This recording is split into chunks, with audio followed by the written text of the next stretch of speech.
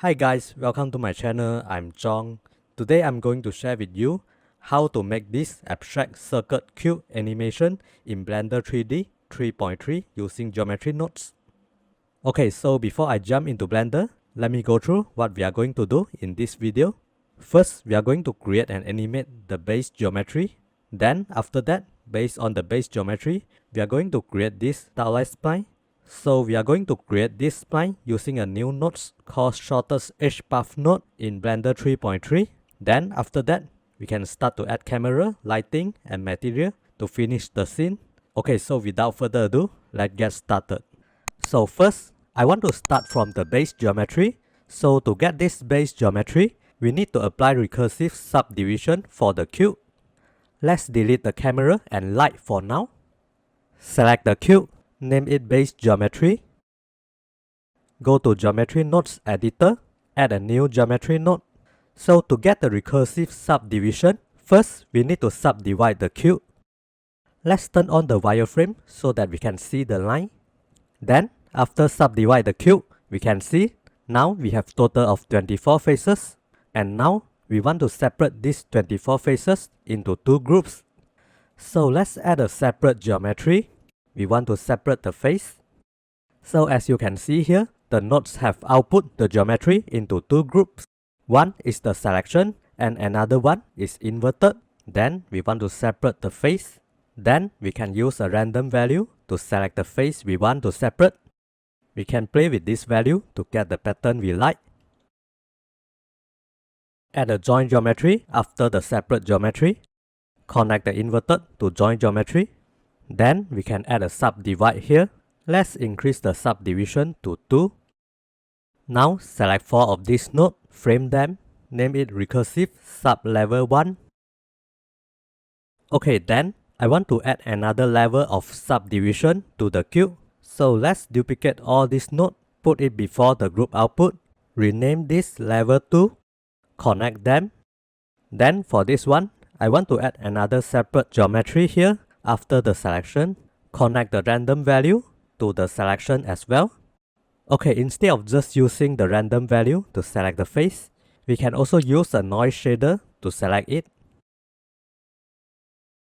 Connect the factor to the probability. Then we can add a color ramp to further control it.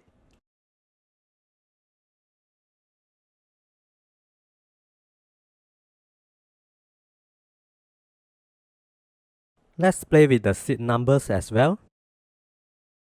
Okay, so you can play around with all these numbers here to get the pattern you like. You don't really need to follow me. Okay, now we can connect the inverted to the join geometry. Again, let's add a subdivision after the inverted. I think we can decrease this to 1 maybe. I think we can also add a subdivide mesh here before the first separate geometry of level 2 happen, so that it will look a lot nicer and complicated. And now I want to add some gap in between each face and extrude it. So to do this, let's add a split edges node for the group output. Then we need a scale element. Let's scale down to 0.9. Then we need to extrude the mesh. Let's decrease the offset to 0.1 for now. And now we need to close all the hole here. So let's add a join geometry. Add a group input. Then we want to connect our original cube to the join geometry. I think we can slightly increase the size of the cube. Then if we refer to the sample here, we can see we actually have a hole at the center of the cube. So to make the hole, let's hide all the extrude cube for now. So hold Ctrl Alternate, right click and drag your mouse to deactivate it. Then I want to boolean the cube. Add a cube. Connect it to Mesh Tool. Then we need to move the cube slightly higher. Okay, now let's frame all these nodes and name it Boolean. Okay, now we can unhide the extrude cube again. Next, I want to add an empty plane axis as an effector to control the extrude animation. So in the 3D viewport, add empty plane axis, name it effector, drag the effector into geometry node editor. Then I want to get the position of all the points on this cube. So let's add a position node. And then we want to get the distance between the position of all the points and the location of the effector. Connect it to offset scale.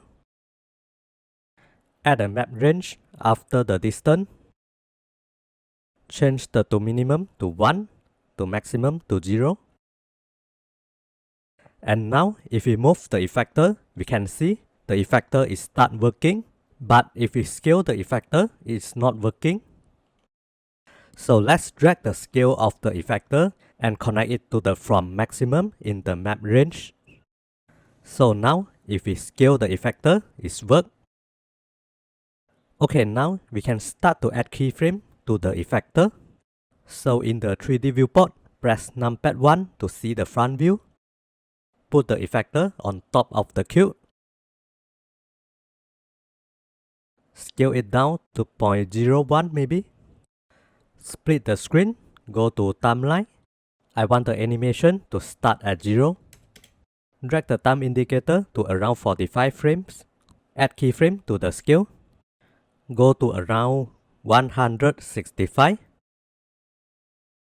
Scale the effector to 11. Add a keyframe again. And now I want to add some ripple to the animation.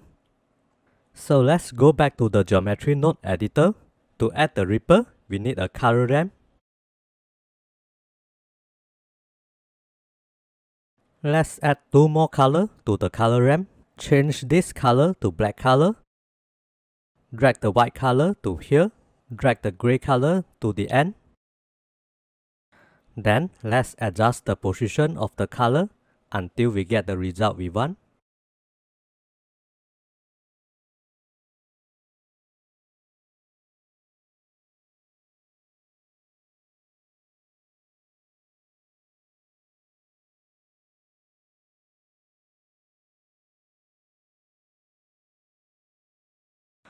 Okay, now we got the ripple. So if you not understand how we got this, basically the black color at the start here means 0, which means at the starting of the animation, none of the mesh have been extruded. And the white color means the extrude go to the 100%. So at this point, the color go to black again. That's why you can see a hole at the center here. The extrude is 0 at this point. And the last one is gray color. It means the extrude is increased from 0 again, but stop at around 20%. But now, as you can see, the extrude is all very uniform and we need to randomize it. So to randomize it, we need another map range. Change this to 0, change this to 1. Add a random value. Connect it to maximum. Let's decrease the maximum to 0.3 maybe. Then we can play with the seed value until we get the pattern we like. Okay, now let's play the animation to check the result. Okay, everything's good for me. So let's frame all these nodes. Name it Extrude Animation. Okay, next we can start to create the stylized spline. Let's duplicate the base geometry cube. Rename it stylized spline base. Then please remember to make a single user copy for the geometry nodes. We can hide the base geometry for now. Then in the geometry node editor, let's delete all the nodes except the recursive sub-level 2. So select the nodes. Press Ctrl X to delete them. Connect it back. I think we can remove this joint geometry as well. Then rename this recursive sublevel 1. And now, instead of separate the geometry after the selection here, I want to separate the geometry after the inverted. So to do it, let's hold alternate and drag out the separate geometry node. Do the same for the subdivide mesh as well. Put the separate geometry after the inverted input. Put the subdivide here. Connect the selection to this subdivide. Connect the inverted to this subdivide. Then connect this subdivide to the joint geometry as well. Then we need to select the face that we want to separate for this separate geometry. So let's select two of this node. Press Ctrl+Shift+D to duplicate it. Connect this random value to the selection. And again, we can play with all these values to get the pattern we want. You can put any numbers you like for all these nodes as long as you get the pattern you like.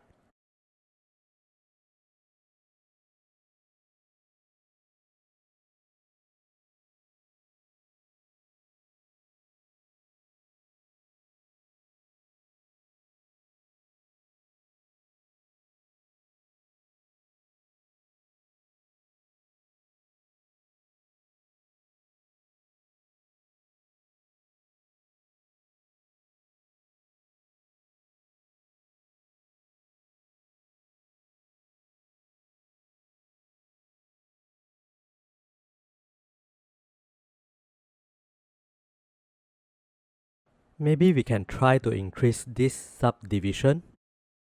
Okay, it's look nicer now. Okay, next, we need to triangulate all the face.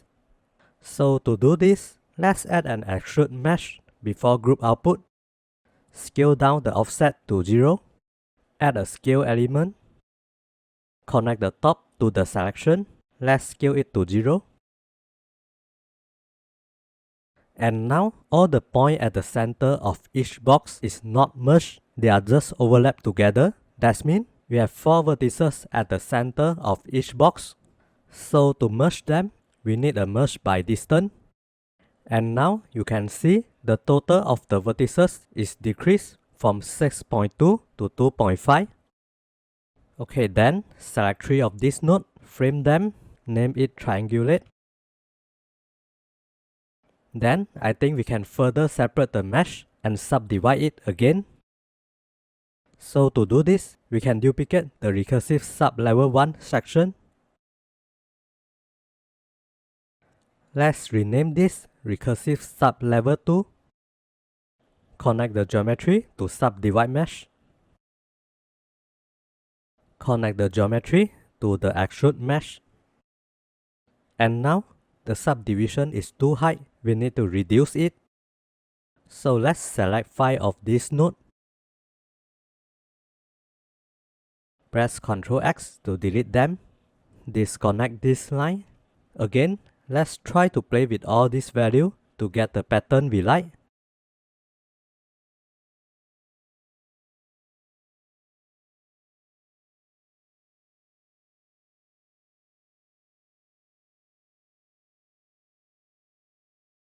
And now we have done the base geometry for the stylized spline. Next, we can start to create the stylized spline. So the tools that we are going to use to create our animated splines is the sorted edge path node, edge vertices node, and edge path to curve node. They are the new nodes in Blender 3.3. The general idea of this node is they are going to let you create edge path through your meshes, and it's allow you to choose a start point and an end point and pick any route you want to go from start point to end point. So to do it, we need to first convert this base geometry into mesh. But before we convert it, let's make a copy in case we want to make changes later. Name it stylized spline. Right click and convert it to mesh. We can hide the base geometry of stylized spline for now. Select the stylized spline, add a new geometry node, press home button to see the node, then add a sorted edge path. Then add an edge path to curve node. This node will take an edge path and create curve geometry based on it. Let's plug our geometry into it. Then hold Shift Ctrl right click and drag your mouse to connect it with our original geometry. So now we have both our original geometry and whatever curve we are going to create later. So to visualize what we are going to generate, we need a curve to mesh node. Add a rectangle for the profile curve. The next thing we need to do is to let Blender know where our path starts. So if you refer to our scene, you can see there are actually a lot of lines on our cube. So before we straight jump into create our complicated final scene, now I'm going to use a simple path to explain how is this actually work. So let's go into edit mode. In the 3D viewport, press Ctrl numpad 7 to see the bottom of the cube. Let's select this point as our start point. Add a new vertex group. Hit Assign. Rename the group Start Point. Exit edit mode. Let's connect the start vertices to the group input. Go to Modifier Properties and select Start Point. So now we have select our start point. Then the next thing we need is our next vertex index for each point in our mesh. So we need to let Blender know where the path want to go from the start point. We can generate the pathway using the shortest edge path node. Let's connect the next vertex index output to the next vertex index input. Again, go into edit mode. In the 3D viewport, press numpad 7 to see the top view. Let's select this point as an endpoint, the point at the center here. Go to Object Data tab, add a new vertex group, hit Assign. Rename the group endpoint. Exit edit mode. Connect the end vertex to the group input. Go to Modifier Properties and select Endpoint. Let's decrease the size of the profile curve to 0.1 maybe. So now we can see the top one is our endpoint and the bottom one is our start point. Okay, beside this, we can also tell Blender which route we want to choose to go from start point to end point, because as we can see, there are a lot of routes to choose to go from start point to end point. So to choose the route we want, we need to use the edge cost. The lower the edge cost, the more likely the next edge will be chosen. So now, to get the edge cost, we need to find out the distance of each edge. To get the distance of each edge, we need the edge vertices node. So this node lets us access to the two endpoints of each edge, and from these two positions, we can determine the distance of the edge. So let's drag the position 1 and tap distance. Select the vector map distance. Connect the second position. So now we get the distance for each edge. Let's connect it to edge cost. Then if we add a map node and adjust it, you can see it start to choose a different route from start point to end point. So now you understand how the shortest edge path works. So basically, all we need to do is select a start point, select an end point, and choose which route we want to use to go from start point to end point. And now I will go ahead to select multiple points for our end point at the top of the cube and start point at the bottom of the cube to make it form the stylized spline. So select the cube, go to edit mode again, go to the object data tab, select endpoint. Click select button to select the point and remove the point we assigned just now. We want to reselect the start point and end point. For the start point at the bottom of the cube, we can just leave it for now. Press numpad 7 to see the top view. And I want to select all these vertices around the center as our endpoint.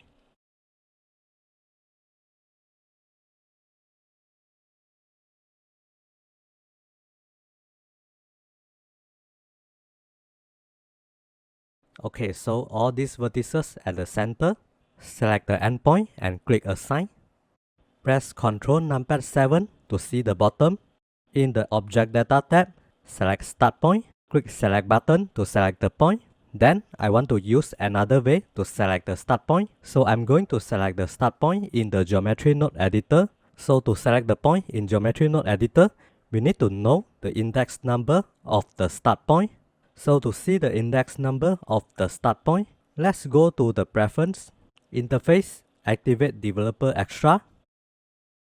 Then click Overlay button, deactivate the 3D cursor for now, activate Indices.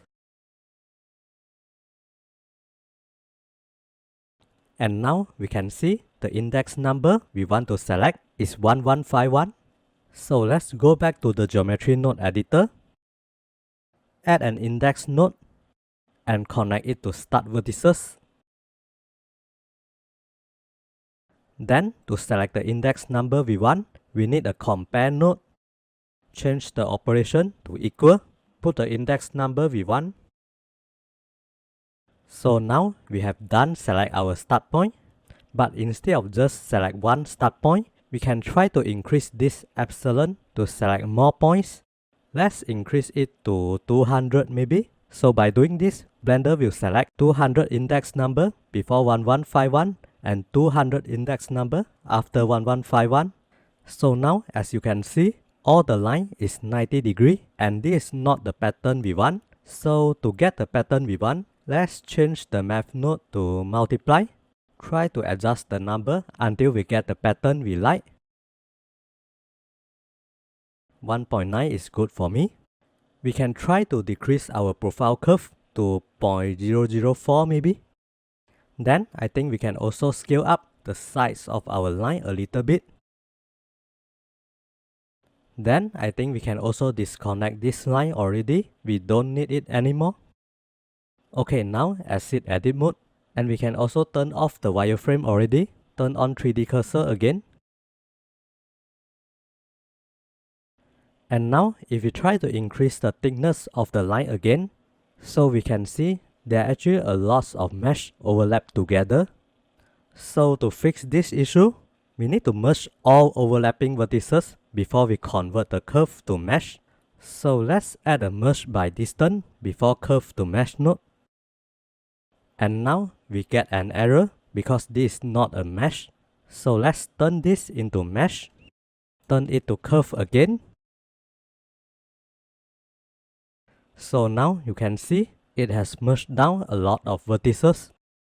Let's turn down the profile curve back to 0.004. Then we need to activate the fill cap. And now we can start to animate the line. So let's add a trim curve node after the edge path to curve node. Drag the time indicator to frame 60. Drag the start of the curve to 1.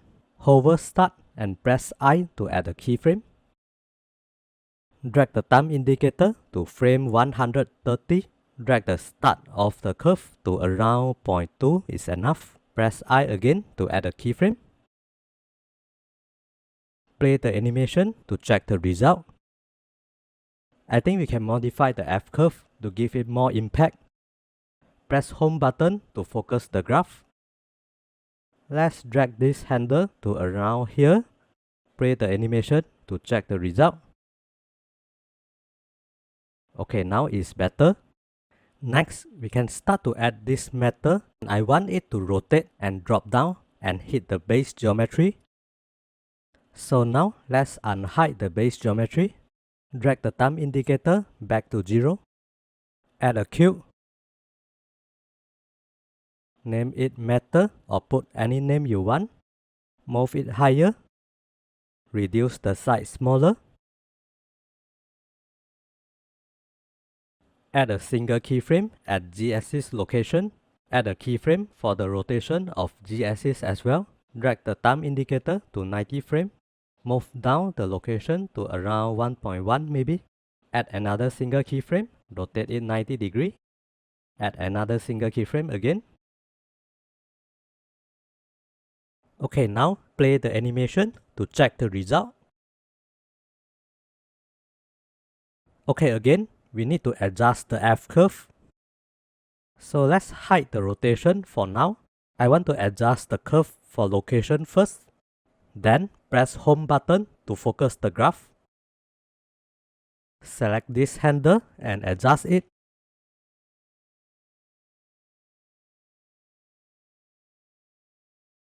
Check the animation again.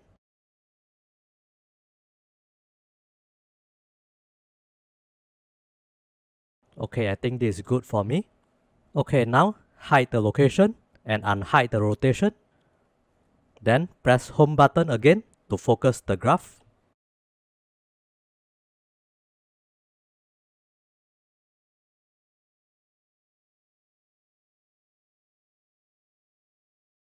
Check the animation again.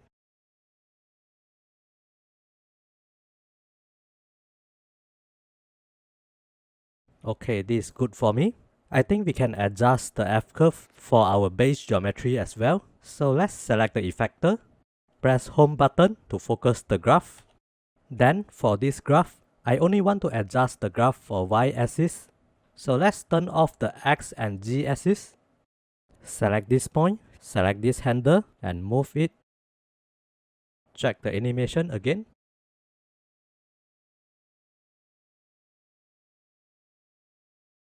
Okay, this is perfect for me.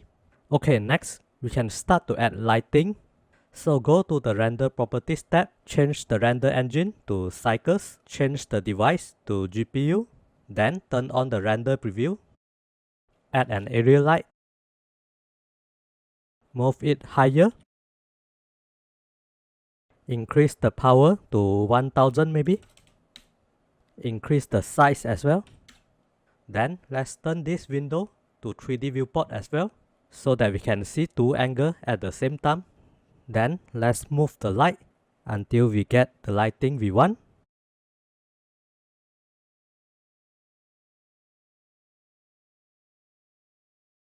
Let's rotate it a bit as well. I think we can add two more lighting beside the cube. So let's duplicate this one. Then rotate it 90 degrees. Then rotate it.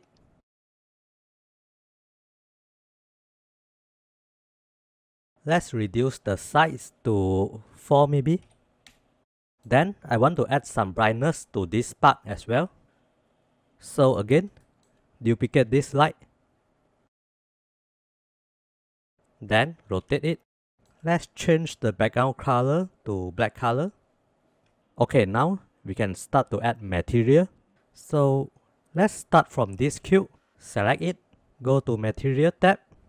Rename this Base Geometry. Then go to Geometry Node Editor. We need to add a set material before the group output. In the Material column, select the Base Geometry. Then go to the Shader Editor. Change the base color to black color. Let's decrease the roughness to 0.3 maybe. Then I want the center of the cube here to have some gold color. So to do this, we need a mix shader. Then we need another shader. Let's duplicate it. Let's change the base color to orange color. Metallic to 1. Specular also to 1. Then we need to connect it to mix shader.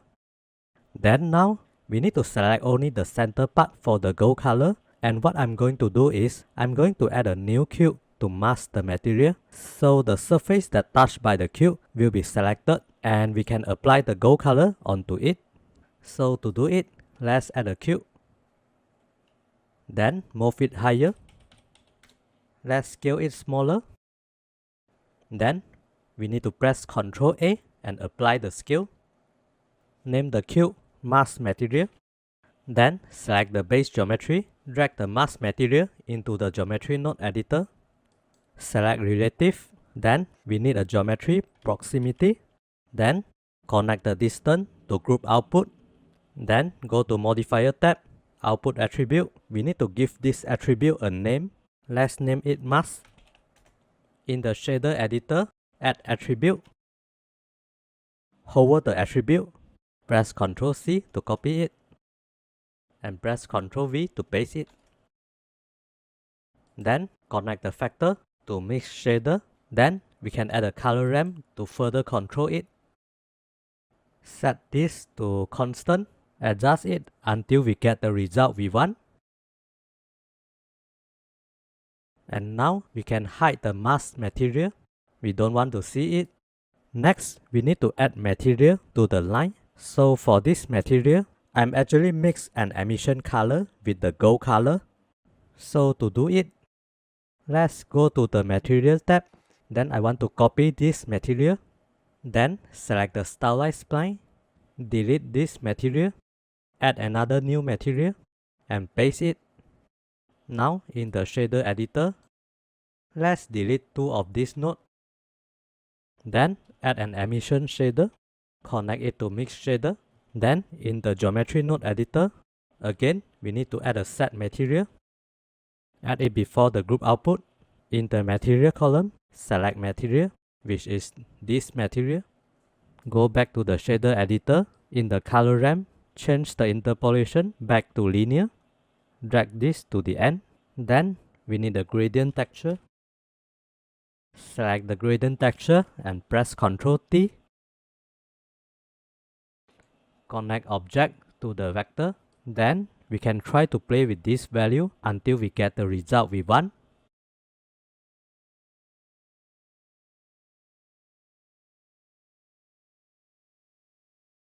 Then let's copy this base color to the emission color.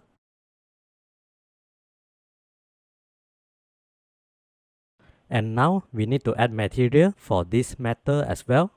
So let's copy this shader, press Ctrl C to copy it.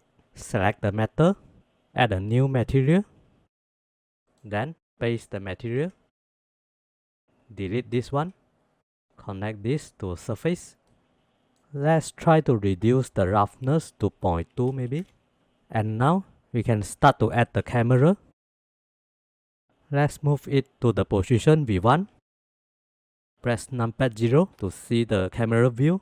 Increase the focal length to 120. Then we can try to rotate the camera. Press Shift Tilt and adjust until we get the angle we want.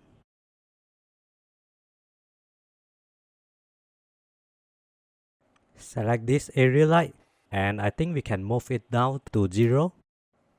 Same for this as well. Then I think we can add depth of field as well. Select the effector as the focus point. Let's decrease the f-stop to 0.15 maybe. Then I think we can scale the mask material cube slightly smaller.